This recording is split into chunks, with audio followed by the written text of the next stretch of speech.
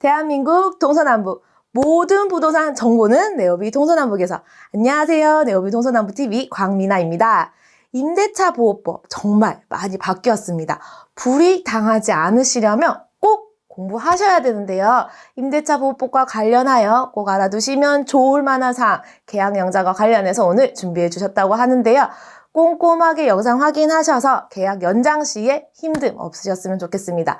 오늘의 내용 박정재 공인중개사님께서 준비해 주셨다고 하니까 지금 바로 만나보겠습니다. 박정재 공인중개사님, 계약 연장 시 무엇을 주의하면 좋을까요?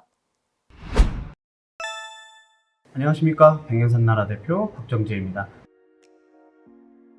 안녕하십니까, 백년산나라 대표 박정재입니다. 오늘은 지난 시간에 이어서 임대차 보호법 개정된 내용에 관한 사항을 Q&A로 한번 풀어보는 시간을, 두 번째 시간을 갖게 됐습니다. 오늘 할 얘기는 임대인이 목적주택에 실제로 거주하려는 경우의 판단의 경우입니다.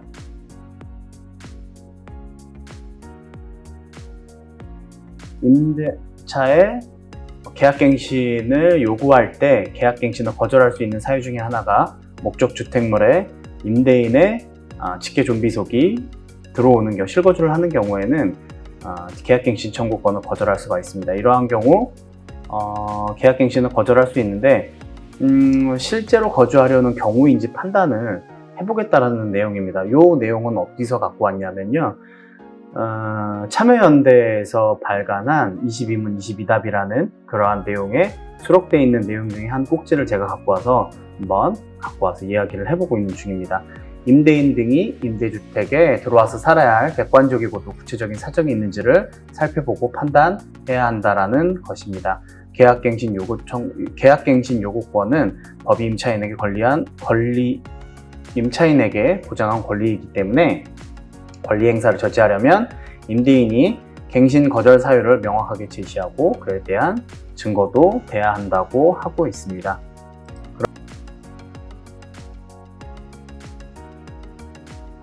그러면 보시다시피 그러한 여부를 판단하는 내용입니다. 임대인이 임대를 놓고 있는 주택에 들어와서 살아야 할 객관적인 사정이 있는지에 대한 내용이고요.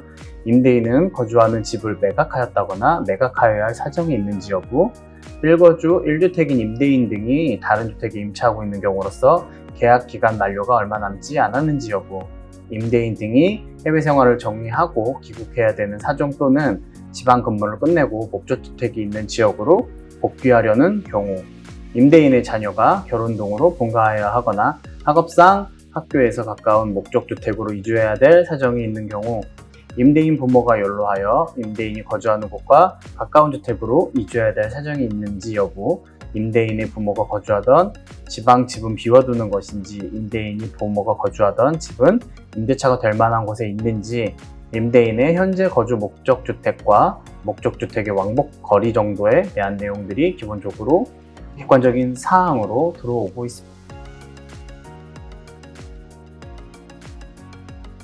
있습니다. 그 다음으로서는 목적주택에 있는 지역에 거주할 경우 임대인 등이 생계가 영위가 가능한지, 목적주택으로 이주할 때 임대인의 자녀의 교육에 문제가 발생하는 경우인지, 이주하겠다는 임대인의 가족 구성원에 비추어 목적주택의 방 개수 혹은 주택의 유형이 적합한지 여부, 방 1개짜리 원룸주택에 임대인의 부모 2명이 거주하겠다는 사실, 방 2개짜리 임대 목적주택에 가족 4명이 거주하겠다는 사실 정도를 적합한지 여부를 따지겠다는 내용입니다.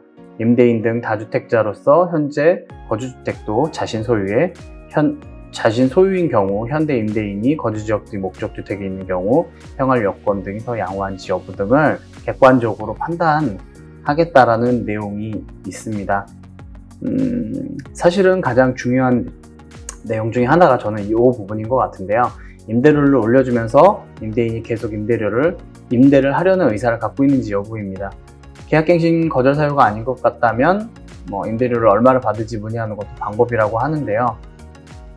임대인이 임대료를 제한하면서 임대인 등 실제 거주를 하는 경우가 아니면 분명해진다고 합니다. 그러니까 임차인이 임대료를 얼마나 올려드릴까요? 라고 임차인이 임대인에게 문의를 하는 경우 임대인은 금액이 어느 정도입니다 라고 얘기를 하게 되면 이때 얘기할 수 있는 금액이 5% 이상은 못 올리는 건 아시겠죠? 라고 얘기를 대답한다면 그때 자기가 들어와서 살겠습니다 라고 하면 실질적으로 들어와서 산다기보다는 이러한 것을 회피할 목적으로 이 조항을 이용한다라고도 판단하실 수 있다라고 하는 겁니다.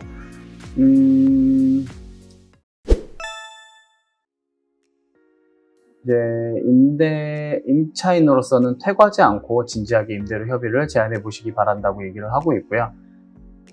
임대인이 임차 상대로 목적물에 대한 인도 청구 소송을 제기한다면 원고가 되는 임대인에게는 자신에게는 계약갱신 사유가 있었으며 먼저 주장하고 입증해야 합니다.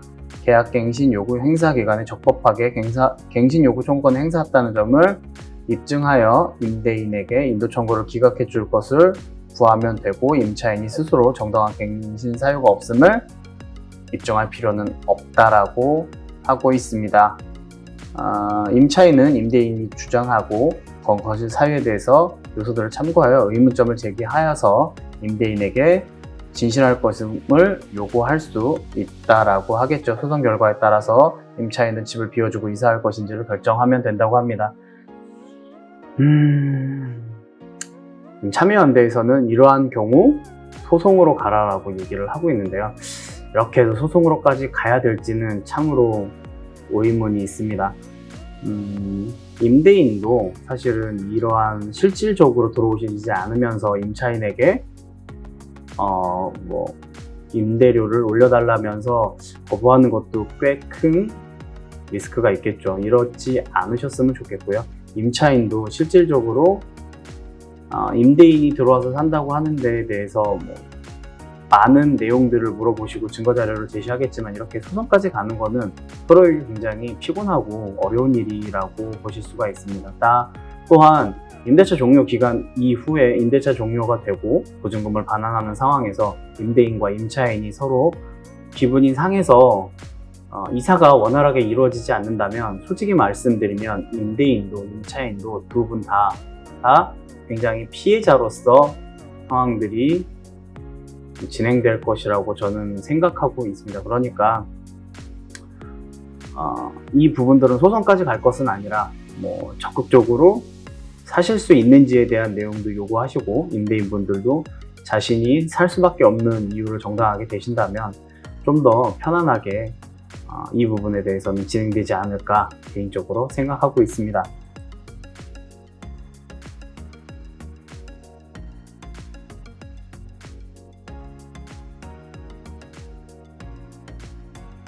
그 다음에 또 이거에 대해서 또 궁금한 것은 이거였죠. 임차인이 실거주 사유를 요구할 경우 임대인은 계약갱신 거절 사유를 언제까지 내야 되나요? 라는 내용입니다. 실제 거주하려는 경우는 앞서에 설명한 바와 같이 임차인이 계약갱신 요구 청구권을 행사할 당시에 있어야 하는 것입니다. 다만 현재 시행 중인 개정 임대차 보호법에는 따로 임대인이 계약갱신 의사표시를 해야 되는 기간을 명시하고 있지는 않다고 하고 있고요. 이로 인해서 입법론적으로는 2주, 늦어도 한 달 이내에는 법률상 계약갱신 거절 사유를 명시하여 거절하도록 하는 것이 바람직할 것이라고 얘기하고 있습니다. 저 이것에 대해서도 조금 사실은 할 말이 많은데요. 계약갱신을 할 수 있는 기간이 임대 만료 6개월에서 1개월 사이에 이러한 사유가 생겨서 계약갱신을 요구할 수 있는 상황이 생기고요. 그러면 임대인분도 이 6개월에서 1개월 사이에 그러한 상황이 발생한다면 거절할 수 있지 않아야 될까라는 생각을 하고 있죠. 그러니까 6개월 전에 말씀하셔서 이러한 대답을 한 달 안에까지 해야 된다라는 것은 조금 무리가 있지 않을까라는 생각을 하고 있습니다. 이 내용은 사실은 참여연대에서 나온 내용은 아니고요. 한겨레 신문에서 이러한 기사를 하나를 가지고 와서 제가 한번 얘기를 해본 거고요. 참여연대 변호사분께서 이러한 식으로 해석을 해주셨습니다. 그래서 아마 참여연대에서도 이렇게 해석을 할 것 같기는 한데요.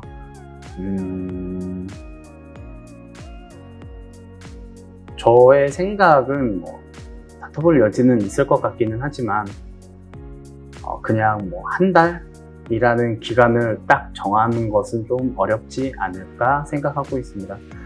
임대인분도 갱신 거절의 사유가 발생했다면 그 발생한 때에 그 계약갱신 거절을 할 수 있지 않을까라는 제 개인적인 생각은 해보고요. 이 부분은 임대인과 임차인이 현명하게 좀 합의를 도출할 수 있는 방향으로 계속 진행해 나가야 될 것이라고 생각하고 있습니다.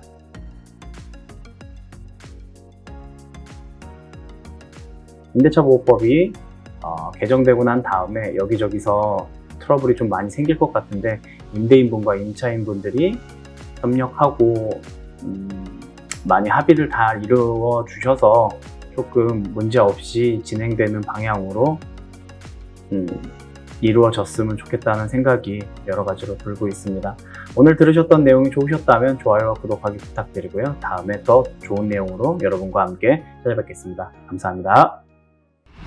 임대차 보호법과 관련하여 다양한 상황이 있는 만큼 정답이 없는 영역이기에 각자의 상황에 맞춰서 분쟁의 소지가 안 생기게끔 준비해 두시면 참 좋을 것 같습니다.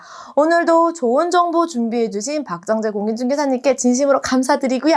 다음에도 더 알찬 정보로 찾아뵙도록 하겠습니다. 언제나 네오비 동서남북과 함께 해주신 시청자 여러분들 감사드리고요. 다음에 다시 뵙겠습니다. 지금까지 네오비 동서남북 TV 광미나였습니다. 감사합니다.